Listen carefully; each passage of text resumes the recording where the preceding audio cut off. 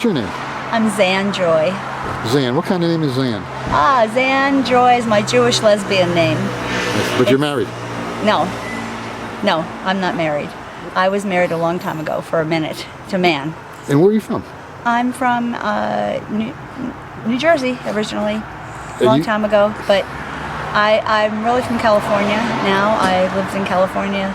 Let's see, my daughter's 41, almost 42, and she was 5 when we hit 1975. We hit Oakland, California. And you're with the Occupy movement?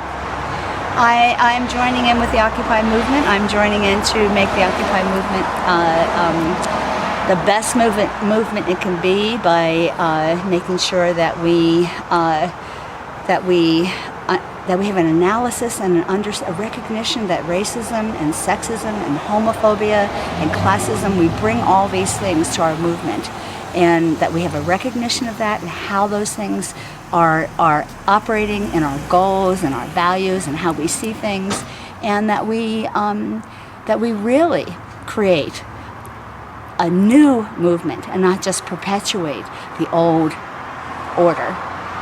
This is actually not the main focus of the movement, but just another issue of the movement. I'm saying that if we don't look at, when we say the 99%, if we don't look at racism and sexism and homophobia when we say that, because the 99% is not a homogeneous group. The 99%, there are white people have privilege in that 99%, and black people are deprived, and indigenous people. And when we say 99%, unless we understand exactly what that means, we are going to, like I said, we're going to just perpetuate the old system. So what brings you down to Greenville, or the upstate area of South Carolina? Well, I actually was in Occupy DC. I got there October 5th, and I stayed there until I think about the 27th. No, I stayed there until about November 3rd or 4th, I guess. And then I came to Occupy Atlanta because my daughter and grandchild lived there.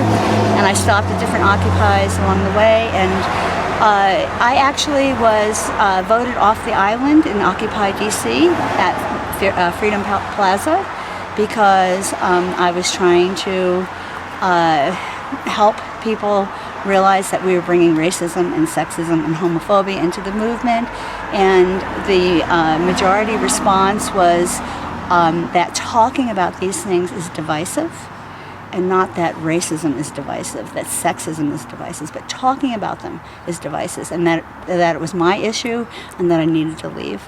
So I was voted off the island. So I went from Freedom Plaza about the 27th of October to McPherson, and I did one action in solidarity with the strike with November 2nd, and then I decided that I can be more useful going from occupation to occupation, doing workshops for people who are interested in doing workshops on racism, on empowering women, on a lot of things. Were you there the day Dick Gregory was there? Yes, I was. I was up there on the stage filming him. Oh, you were? In fact, we can get together and I'll show you some of the links I did wow. there. But you were there actually that day? Yeah, I was actually there that day. Were you in the audience? I was. And sitting down amongst those other people? I was probably standing up trying to figure out what I was doing next. At that point, we were worried about the fight. At that point, was keeping the plaza, was being able to set up tents. But that wasn't McPherson. That was Freedom Square. That was Freedom Plaza, yeah. So that was the unifying fight.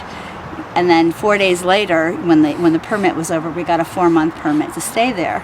So then the fight changed. You know, all of a sudden we weren't like willing to risk arrest because we wanted to put these tents up and we wanted to occupy this plaza. All of a sudden we had this plaza. So then we had to worry about how we were going to live together, you know, what we were going to do. So, and that's when all the issues started coming up. Right. Well, the issues were coming up before also. I don't know if you noticed, that stage was almost all white men. You mentioned Dick Gregory. Well, he was the only... Actually, there was a couple rappers up there too. Okay, but do you see how racist that is? To have rappers and Dick Gregory as the only people speaking. There's so many women, there's so many men of color who could have spoken also, but it was the majority, like 5 to 1. The people who kicked me out were probably 3 or 4 to 1 white male to 8 women. The irony is that the way the economy is right now, the black people are suffering the most, and the Hispanics, because it's harder for them to find jobs. It's harder for them to find high-paying jobs, and yet it's because of institutional racism. Because black people have always been at the bottom, and Hispanic people have always, and indigenous people have always. That's what I mean when we look at the 99%. That's what I mean, how racism permeates our goals, our values, how we even frame things. Just that we say occupy, and like the flyer that woman had, you're all illegal aliens. Well, we're all occupiers, really. We occupied this country. right. And so there's some people that are calling it the unoccupy. There's some people that are calling it the takeover. Well, when you look at that, what amazed me though, that there was a camaraderie up there.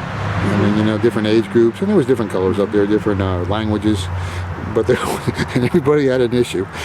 And what they did was actually they wrote it on a piece of paper or a sign, and there must have been about, I imagine, at least hundreds of different categories, different issues. And basically what you're talking about is a different issue too. No, I'm not talking about a different issue at all. I'm talking about a thread. I'm talking about... Well, let me say different, just another issue. No, I'm not talking about... It's not an issue. It's an ism. It's an ism. It's a structural thing. People have... I think what you're saying is that people have different things that they are committed to working on. And that means the most to them. When we talk about racism and sexism, when we talk about patriarchy and white supremacy, this is why this country was built. This is why this country was founded, to make a wealthy place for white people and to use people of color to do it. And it's continuing today. And it's not, we hate to think that. As white people who care, we hate to think that. And it makes us uncomfortable, it makes us feel guilty, it makes us angry. And it should, because it's 400 years now that we've been doing the same thing, and that we're continuing doing the same thing. Now, when you say 400 years, you're going back to, the 17th, 18th century? I'm talking, 1600s. The 1600s, people were enslaved in this country and were being killed by the millions in this country in the 1600s. Don't you think when you can't pay your bills and you can't get a job that pays the bills, don't you think you're like a slave to the economy? No. You're a slave to your lifestyle. When you're talking about, I can't get a job, can't pay the bills, first of all, unemployment is like 7% or 8% among white people, and 15 to 20% among black people, and probably over 50% among indigenous people. So that whole thing, I'm a slave to the economy, is a racist framing of the issue. What you're really indebted to is your lifestyle. You want to live in a certain neighborhood. You want your kids to go to a certain school. You want to buy certain things. You want to have access to certain things 24/7. That's what you're enslaved to, quote unquote. But yeah. So in other words, if you lower your lifestyle, lower your demands, you would be less of a slave to the economy. Well, again, if you look at it as a higher and lower thing, we think that the more you have, the higher you are. The less you have, the lower you are. It's not true. The more you have, the more inhuman you are. The more you have, the more you've exploited people of color. The more you have, you've exploited slave labor. The more you've made money off of other people's labor. We should look at the more you have as something that is unconscionable.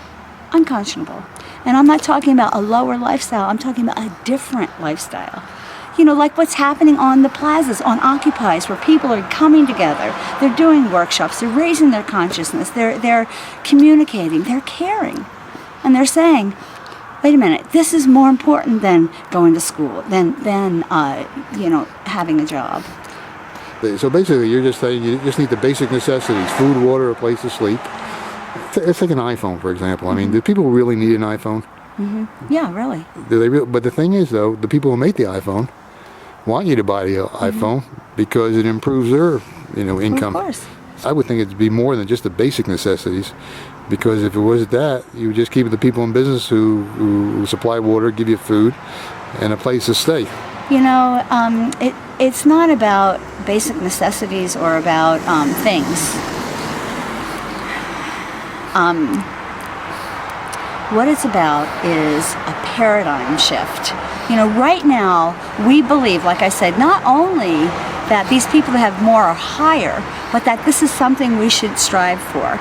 And we believe that if you have less and you try to get it from them illegally, you go to jail. We believe that it's okay to have more than other people. It's okay that we're throwing out food while people are starving to death.